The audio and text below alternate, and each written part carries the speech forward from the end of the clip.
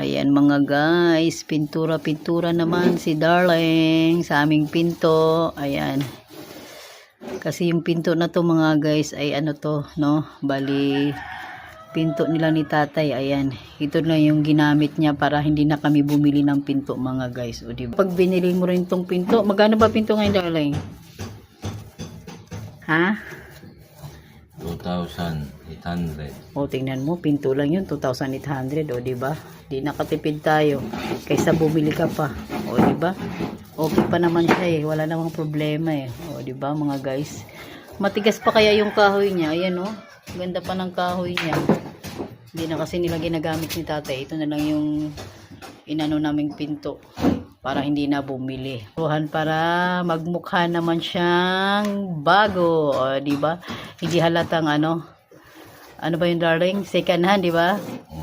Hindi halatang second hand. Ganyan lang pala magpintura mga guys.